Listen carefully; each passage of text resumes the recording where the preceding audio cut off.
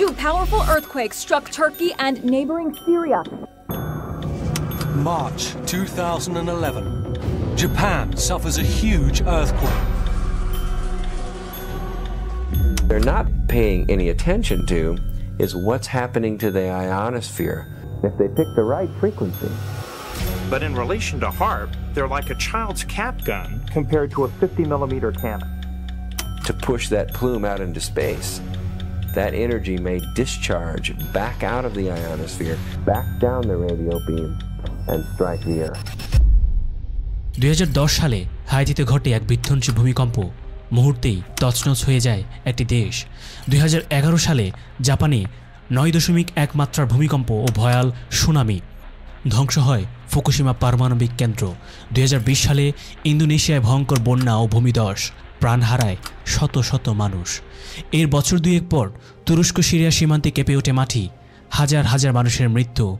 কেউ বলল এটা প্রাকৃতিক দুর্যোগ, কেউ বলল না, এটা ছিল মানবসৃষ্ট কোনো রাজনৈতিক চক্রান্ত।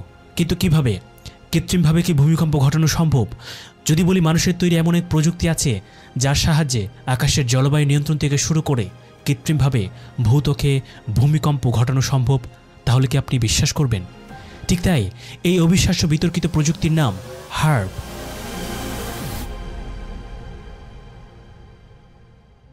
যুক্তরাষ্ট্রের একটি উচ্চ ফ্রিকোয়েন্সির গবেষণা কেন্দ্র, যার উদ্দেশ্যে বলা হয় বায়ুমণ্ডলের আয়নোস্ফিয়ার নিয়ে গবেষণা। কিন্তু সমালোচকদের মতে এর আড়ালে লুকিয়ে আছে এক ভয়ঙ্কর সত্য, একটি গোপন যুদ্ধাস্ত্র, এমন অস্ত্র যা আকাশের মেঘকে নিয়ন্ত্রণ করতে পারে, ভূমির নিচে ভূমিকম্প সৃষ্টি করতে পারে, এমনকি বিশাল অঞ্চল জুড়ে খরা বা বন্যা তৈরি করতে পারে। যদি কোনো একটি শক্তি বা হাইটেক প্রযুক্তি প্রকৃতির নিয়ন্ত্রণ নিতে পারে, তাহলে তার পরিণতি কী হতে পারে? আজকের এই পর্বে আমরা জানার চেষ্টা করব HAARP কি আসলেই দাজ্জালিক কোনো হাইটেক প্রযুক্তির গোপন অস্ত্র, এবং কিভাবে সে এই প্রযুক্তির মাধ্যমে আবহাওয়া, অর্থনীতি, খাদ্য এবং মানুষের চেতনাকেও নিয়ন্ত্রণ নিতে পারে।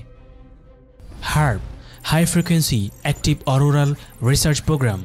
মূলত এটি একটি বৈজ্ঞানিক গবেষণা প্রকল্প যা 1993 সালে আমেরিকার আলাস্কায় শুরু হয়।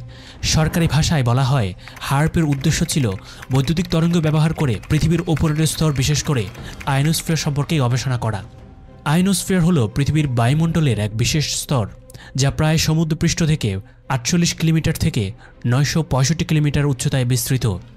এই স্তরে সিগন্যাল ট্রান্সমিশনের সাহায্যে বেতার তরঙ্গ প্রতিফলিত হয় এবং মহাকাশের বিভিন্ন রশ্মি পৃথিবীতে প্রবেশের আগেই এখানে প্রতিরোধ পায়। HAARP মূলত এই স্তরে উচ্চ ক্ষমতা সম্পন্ন রেডিও তরঙ্গ পাঠায়, ফলে আয়নোস্ফিয়ারে তাপমাত্রা বৃদ্ধি পায়, কৃত্রিম প্লাজমা ক্লাউড তৈরি হয় এবং এইভাবে এই অঞ্চলটিকে কন্ট্রোল করা যায় এই টেকনোলজির মাধ্যমে। কিন্তু এখানেই রহস্যের শুরু। অনেক গবেষক এবং সমালোচক বলছেন এই প্রযুক্তির ব্যবহারে কৃত্রিমভাবে সুনামি ও ভূমিকম্প সৃষ্টি সম্ভব। অনেকেই এই প্রযুক্তিকে দানবীয় প্রযুক্তি বলে আখ্যায়িত করেছেন। তাদের দাবি, এই প্রযুক্তির মাধ্যমে একটি দেশের বা পৃথিবীর একটি নির্দিষ্ট অঞ্চলের আবহাওয়া নিয়ন্ত্রণ করে সেখানে কৃত্রিম উপায়ে বন্যা, খরা, জলোচ্ছ্বাস, এমনকি ভূকম্পন সহ মানবসৃষ্ট প্রাকৃতিক দুর্যোগ ঘটানো সম্ভব। এবং তাদের মতে HAARP শুধুমাত্র একটি বৈজ্ঞানিক গবেষণা নয়, বরং এটি একটি আমেরিকার গোপন মিলিটারি অস্ত্র, যার মাধ্যমে তারা গোপনে অনেক ধরনের মানব বিধ্বংসী অস্ত্রের পরীক্ষা করে যাচ্ছে। এই প্রকল্প শুরু হয় আমেরিকা রাশিয়ার কোল্ড ওয়ার যুদ্ধের শুরু থেকে। রাশিয়া এবং আমেরিকা আলাদাভাবে এইসব প্রকল্পের আওতায় টেকটনিক ওয়েপন তৈরি করছে, যার মাধ্যমে ভূমির অভ্যন্তরে শক্তিশালী ইলেকট্রোম্যাগনেটিক শক্তি উৎপন্ন করে ভূমিকম্প ঘটানো যায়। এই উচ্চ ফ্রিকোয়েন্সি রেডিও তরঙ্গ যখন নির্দিষ্ট এলাকায় কেন্দ্রীভূত হয়, তখন তা আয়নোস্ফিয়ারে প্রতিফলিত হয়ে আবার পৃথিবীতে ফিরে আসে।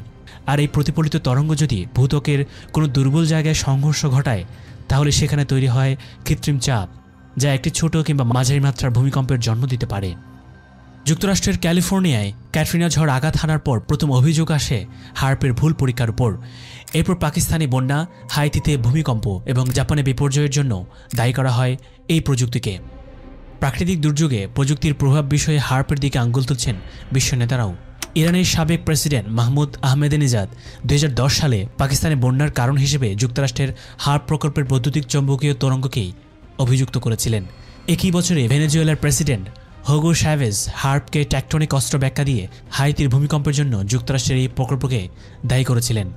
তবে এইসব বিতর্কই বরাবরই অস্বীকার করেছে যুক্তরাষ্ট্র। HAARP-এর সঙ্গে যুক্ত অনেক বিজ্ঞানী এর উদ্দেশ্য সম্পর্কে জানতে পেরে এ থেকে বেরিয়ে এসেছেন। হার্পের মূল কেন্দ্রটি আলাস্কার গভীর জঙ্গলে অবস্থিত। সেখানে 180টি বিশাল অ্যান্টেনা রয়েছে, প্রতিটি প্রায় 70 ফুট উঁচু। এগুলো থেকে বিশাল পরিমাণের শক্তিশালী রেডিও তরঙ্গ নির্গত হয়। এটি নিউ ইয়র্ক সিটির 10 লাখ ঘরের বিদ্যুৎ চাহিদার সমান। এই অ্যান্টেনাগুলো একসাথে কাজ করে আকাশে একটা নির্দিষ্ট বিন্দুতে রেডিও তরঙ্গ ছুড়ে দেয়, আর এখানেই এই প্রযুক্তিকে ঘিরেই জন্ম নেয় সন্দেহ। 2010 সালের হাইতির ভয়াবহ ভূমিকম্প, 2005 সালের কৃত্রিম হেরিকেন কিংবা মধ্যপ্রাচ্যের দীর্ঘমেয়াদী খরা, এসব কি প্রকৃতির খেলা নাকি কৃত্রিম কারসাজি? এই পর্যন্ত যা বললাম সবই ছিল হার্পের বিরুদ্ধে অভিযোগপত্র। কিন্তু এর বিপরীতে বিজ্ঞানীরা কি বলেন? আসলে কি এই প্রযুক্তি এতটাই শক্তিশালী? আর যদি হয়েও থাকে, এই সম্ভাব্য প্রভাব ও পরিণতি কি হতে পারে পৃথিবীর মানুষের জন্য? আসুন এইসব প্রশ্নের উত্তর বের করার চেষ্টা করি। যুক্তরাষ্ট্র সরকার এবং নাসার বিজ্ঞানীরা বরাবরই দাবি করে আসছে হার্প নিছকেই একটি গবেষণা কেন্দ্র। এর মাধ্যমে শুধু আয়নোস্ফিয়ার নিয়ে গবেষণা করা হয়, যেটা উপগ্রহ যোগাযোগ, জিপিএস এবং নৌ সঞ্চালনা উন্নয়নের জন্য দরকারি। তবে প্রশ্ন হলো, এই গবেষণার জন্য এত বিশাল ক্ষমতার তরঙ্গ ব্যবহার করার দরকার কেন? হার্পের অ্যান্টেনা থেকে যে শক্তি নির্গত হয় তা দিয়ে যদি আয়নোস্ফিয়ারে কৃত্রিম পরিবর্তন আনা যায়, তাহলে তা পৃথিবীর পরিবেশেও তো প্রভাব ফেলতে পারে। ইতিমধ্যে তারা পৃথিবীর অনেক দেশেই সফলভাবে তাদের এই অপারেশন চালিয়েছে এবং ভবিষ্যতেও চালাবে। আমেরিকা, ইসরায়েল বিরোধী দেশগুলো এর প্রধান ভুক্তভোগী। 8 আগস্ট 2002 সালে রাশিয়ার সরকার হার্প নিয়ে উদ্বেগ প্রকাশ করে বিবৃতি দিয়েছিল। বিবৃতিতে বলা হয়েছিল, হার্প প্রকল্পের অধীনে উচ্চ ক্ষমতা সম্পন্ন তরঙ্গকে কাজে লাগিয়ে পৃথিবীর মধ্যভাগের ভূতত্ত্ব আঘাত হানার জন্য নতুন গোপন অস্ত্র তৈরি করছে যুক্তরাষ্ট্র। ঠান্ডা ইস্পাতকে অগ্নিপ্রজ্বলিত করা বা সাধারণ অস্ত্রকে পারমাণবিক অস্ত্রে রূপান্তর করার মতো ক্ষমতাশালী এই অস্ত্র। পূর্বের অস্ত্র থেকে এটার পার্থক্য এই যে ভূতলের মধ্যভাগে তাৎক্ষণিকভাবে প্রত্যক্ষ প্রভাব ঘটাতে এটি সক্ষম, যা আর কোনো অস্ত্রের পক্ষে সম্ভব না। বিবৃতিতে আরও বলা হয়, হার্প কর্মসূচির অধীনে বৈজ্ঞানিকদের গবেষণায় মার্কিন যুক্তরাষ্ট্রের পরিকল্পনা বহুদূর এগিয়ে গিয়েছে এবং বিশ্ব সম্প্রদায় এটা নিয়ন্ত্রণ করতে পারেনি। হার্প মহাশূন্য গবেষণাগার তৈরির পরিকল্পনা থেকে বিচ্ছিন্ন নয়, এটি মহাশূন্য গবেষণা এবং সমরবিদ্যা উন্নয়নের একটি অবিচ্ছিন্ন অংশ। এই প্রকল্পের মূল কাজ হল যোগাযোগ ব্যবস্থার উপর নিয়ন্ত্রণ এবং বৈরী প্রকৃতির ধ্বংসাত্মক অবস্থা, প্রাকৃতিক নির্ভরতার উপর নিয়ন্ত্রণ নেওয়া। এই ধরনের নিয়ন্ত্রণ অবশ্যই একটি বড় ক্ষমতা। লেজার বা আহিত কণার রশ্মি নির্গমনের মাধ্যমে এবং মহাশূন্য গবেষণাগার ও রকেটের সমন্বয়ে হার্প পৃথিবীর যে কোনো স্থানে অনেক শক্তি সরবরাহ করতে পারে। এই জায়গাতে দাঁড়িয়ে তারা বলছেন, এই প্রযুক্তি শুধু গবেষণার নামে ব্যবহার হচ্ছে না, বরং এটি একটি জিও ইঞ্জিনিয়ারিং অস্ত্র। হার্প শুধুমাত্র একটা প্রযুক্তির কথা বলছি না, বরং এমন এক ভবিষ্যৎ নিয়ন্ত্রণ ব্যবস্থার কথা বলছি যেখানে আবহাওয়া, ভূকম্পন, এমনকি মানুষকে পর্যন্ত নিয়ন্ত্রণ নিতে সক্ষম। এই নিয়ন্ত্রণের আড়ালেই একটা প্রশ্ন তীরের মতো ছুটে আসে, এটা কি তাহলে দাজ্জালের আগমনের পূর্ব প্রস্তুতি? রাসূলুল্লাহ সাল্লাল্লাহু আলাইহি ওয়াসাল্লাম এক হাদিসে বলেছিলেন, দাজ্জাল এক জনসমাজে গিয়ে মানুষকে তার প্রতি ঈমান আনয়নের আহ্বান জানাবে, তারা তার প্রতি ঈমান আনবে।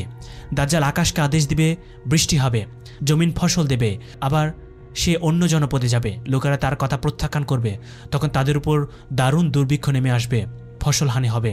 এরপর দাজ্জাল পরিত্যক্ত ভূমিকে বলবে, তোমরা গুপ্তধন বের করো। গুপ্তধন বের হতে দেখে সেই সব জনগণ তখন মৌমাছির মতো করে দাজ্জালের পেছনে চলতে থাকবে। এটা সহিহ মুসলিমের একটি হাদিস। এই হাদিস স্পষ্টভাবে ইঙ্গিত দেয় যে দাজ্জাল প্রকৃতির উপর এমন এক নিয়ন্ত্রণ প্রতিষ্ঠা করবে যা মানুষকে ঈমানের কঠিনতম পরীক্ষায় আঘাত হানবে। একটা প্রজন্ম এই ভাবনায় মগ্ন ছিল যে কিভাবে এই নিয়ন্ত্রণ সম্ভব হবে। কেউ কি সত্যি আকাশে বৃষ্টি বর্ষণের আদেশ দিতে পারে? পৃথিবীর গভীরে লুকিয়ে থাকা গুপ্তধন তুলে আনতে পারে? এই প্রশ্নগুলোর উত্তরে অতীতের ভবিষ্যৎবাণী, বর্তমানের প্রেক্ষাপট আর ভবিষ্যতের ভয়াবহ এইসব প্রযুক্তি আমাদের এই 3টি ডট মেলাতে ভিন্ন এক দৃষ্টিভঙ্গি উন্মোচন করছে। এখন ফিরে আসি নিকোলা টেসলার দিকে। 19 শতকের এক বৈজ্ঞানিক প্রতিভা নিকোলা টেসলা 1898 সালে তিনি নিউ ইয়র্কে একটি ছোট যন্ত্র তৈরি করেছিলেন, যাকে তিনি বলতেন মেকানিক্যাল অসিলেটর বা কম্পন যন্ত্র। এটি একটি পিস্টন চালিত যন্ত্র যেটি নির্দিষ্ট কম্পাঙ্কে চললে আশেপাশের কাঠামোতে অস্বাভাবিক কাঁপুনি তৈরি করতে পারত। নিকোলা একবার নিজের নিউ ইয়র্ক ল্যাবেই এই যন্ত্র চালানোর সময় ভবনের পাশের পিলারগুলো কাঁপতে শুরু করে। ভীত হয়ে টেসলা তৎক্ষণাৎ যন্ত্রটি ভেঙে ফেলেন। পরে তিনি স্বীকার করেন, আরও কিছুক্ষণ চালালে পুরো ভবনটাই ধসে যেত। এই ঘটনাটি বহু পত্রিকায় ছাপা হয় এবং সে সময়কার সংবাদপত্র তাকে নিয়ে বলে, টেসলা কৃত্রিম ভূমিকম্প যন্ত্র সৃষ্টির চাবিকাঠি।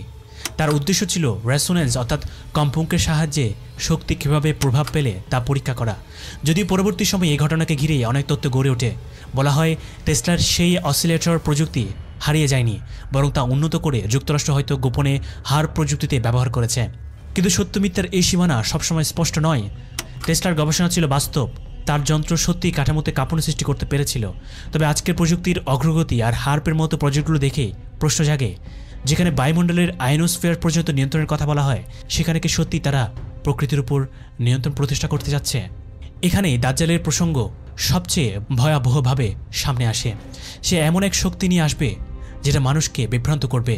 সে বলবে, আমি বৃষ্টি আনতে পারি, আমি ভূমি থেকে সোনা তুলতে পারি, এবং হার্পের মতো প্রযুক্তি তাকে সে হাতিয়ার দিতে পারে।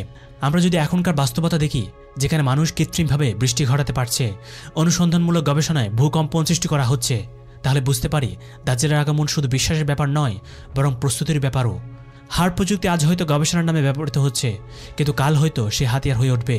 সে মানুষের বিশ্বাস, আকাশ, বাতাস, জমিন সবকিছুকেই নিয়ন্ত্রণ নেবে। দাজ্জাল তখন বলবে, আমি তোমাদের আকাশে বৃষ্টি নামাতে পারি, আর মানুষ বলবে, এই তো সত্যিই তো বৃষ্টি হচ্ছে। কিন্তু তারা বুঝবে না এটা পরীক্ষা, ইমানের সর্বশেষ ফিতনা। প্রিয় ভাই ও বোনেরা, যদি দাজ্জাল এই প্রযুক্তির মাধ্যমে বিশ্বকে ভয়, অভাব, দুর্যোগ দিয়ে আত্মসমর্পণে বাধ্য করে, তাহলে কি আমরা ইমানের শেষ অস্ত্রটুকু দিয়ে নিজেদেরকে সেই সমস্ত ফিতনা থেকে বাঁচাতে সক্ষম? ভিডিওটি ভালো লেগে থাকলে সাবস্ক্রাইব করুন এবং আপনার বন্ধু বান্ধব পরিবারকে শেয়ার করে জানিয়ে দিন। জাযাকাল্লাহ।